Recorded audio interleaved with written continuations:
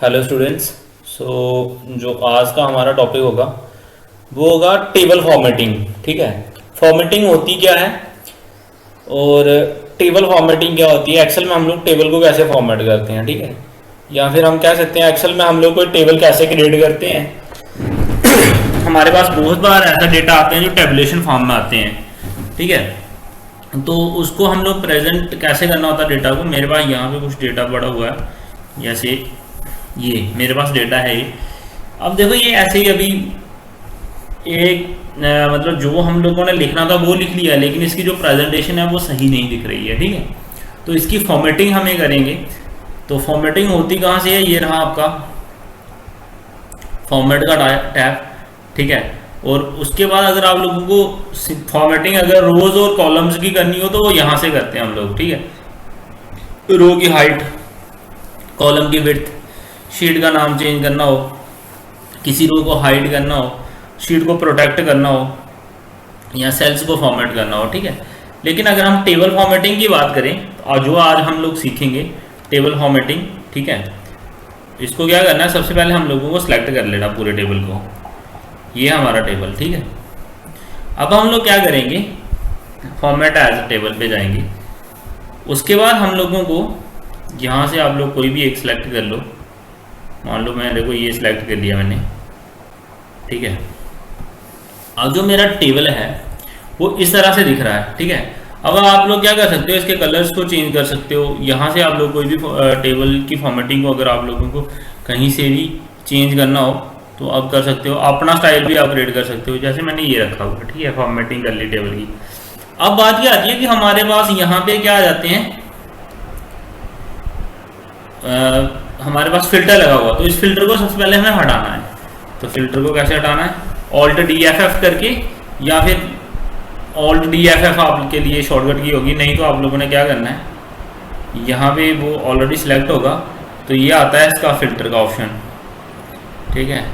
Filter पे click करोगे तो फिल्टर लग जाएगा। उसी तरह से आप वापस इसमें जाओगे तो फिल्टर पे क्लिक करोगे तो फिल्टर हट जाएगा, ठीक है। तो यहाँ पे अब हम लोग क्या करते हैं कि नंबरिंग सही कर लेता हूँ मैं इसकी।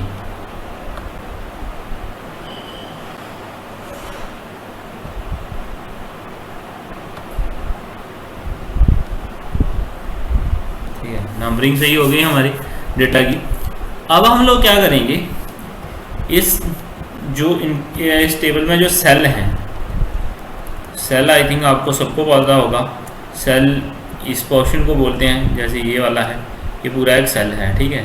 ये है, ये पूरा सेल है, ये पूरा सेल है, इसको सेल बोलते हैं, ठीक है। यहाँ पे आप रोज और कॉलम आपस में इंटरसेक्ट करती हैं, उसको हम क्या बोलते हैं, सेल बोलते हैं।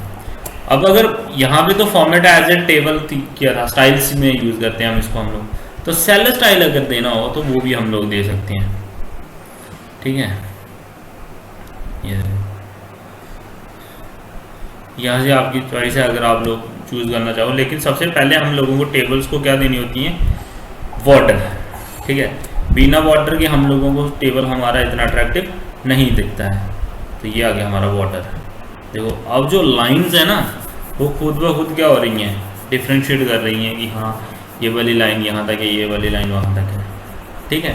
तो ये था हमारा कि हम लोग टेबल को फॉर्मेटिंग कैसे करते हैं, कि हमने कोई भी टेबल बनाया है उसकी फॉर्मेटिंग हम लोगों को अगर करनी हो तो वो कैसे की जाती है, ठीक है। तो हम लोगों को सिंपल अपना डेटा क्रिएट करना है।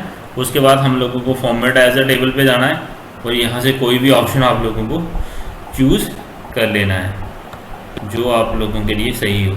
आप लोग अपना नया स्टाइल भी क्रिएट कर सकते हो यहाँ पे जाके, ठीक है। तो हम लोग कोई भी जो है वो स्टाइल दे सकते हैं इसको। उसके बाद अगर मान लो क्या होता है, यहाँ ये वाली फॉर्मेटिंग अगर हम लोग को सेल फॉर्मेटिंग देखनी हो तो हम लोग इससे क्या करते हैं, कॉलम की विड्थ को अगर आप फिर ये देखो 5 6 7 1 है ना, तो मैं यहाँ पे 100 दे देता हूँ। देखो ये वाला कॉलम की विड्थ जो वो कितनी होगी, 100 होगी, चेंज होगी ना। तो उसी तरह से अगर फिर से मेरे को इसकी विड्थ कम करनी हो, कॉलम की विड्थ अब 100 है तो मैं इसको कितनी दे देता हूँ, 39, ठीक है। तो कम हो गई, ठीक है। तो ये भी होता है हमारे पास यहाँ से हम लोग क्या कर सकते हैं, अपने रोज या कॉलम्स की हाइट विड्थ को कम या ज़्यादा कर सकते हैं। ठीक है, तो ये था हमारा फॉर्मेटिंग का कि टेबल को फॉर्मेट कैसे करते हैं। ठीक है, चाहे वो रोज और कॉलम्स के लिए हो, या फिर हमें सबसे बेस्ट यही रहता है ऑटो फिट का ऑप्शन। ठीक है, उसको अप्लाई करके बताता हूँ आप लोगों को। ऑटो फिट,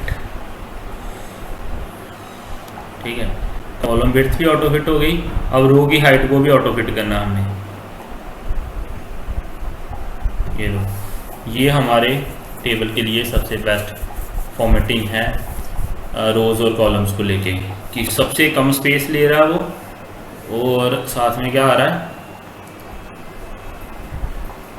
सबसे कम स्पेस में सबसे बेस्ट रिजल्ट हमारे पास आ रहा है।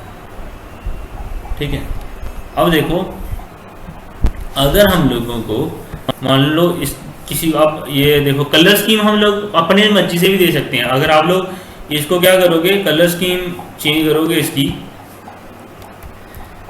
ये देखो, अगर यहाँ से आप लोग कलर स्कीम कोई भी चेंज करना चाहो तो वो कर सकते हो आप लोग, लेकिन तब फॉर्मेटिंग आपकी जो टेबल की होगी वो चेंज हो जाएगी। ठीक है, तो आपकी चॉइस होती है इसमें, लेकिन ये सबसे बेस्ट वे होता है किसी भी चीज़ को अगर हम लोगों को फॉर्मेट, टेबल को फॉर्मेटिंग करनी है तो हम लोगों को यहाँ से करनी है, ताकि हम लोग कोई ऐसा फॉर्मेट चूज़ करें जिससे क्या हो जाए, हमारा टेबल अट्रैक्टिव दिखे।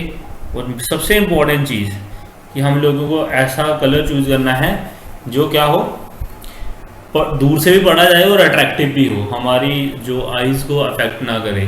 कि हम लोगों को कुछ कलर स्कीम्स ऐसे ले लेते हैं हम लोग कि हम लोगों ने फॉर्मेटिंग की होती है, लेकिन वो फॉर्मेटिंग इस वे में की होती है कि वो हमसे पढ़ा ही नहीं जा रहा है। ठीक है, तो ये था आज का आपका टॉपिक। आई होप आप लोगों को समझ आया होगा। अगर फिर भी कोई डाउट होगा तो आप मेरे को पूछ सकते हो, कमेंट सेक्शन में कमेंट कीजिए आप लोग, और क्लास के टाइम पे आप लोग मेरे को क्वेश्चन पूछ सकते हो। Thank you guys.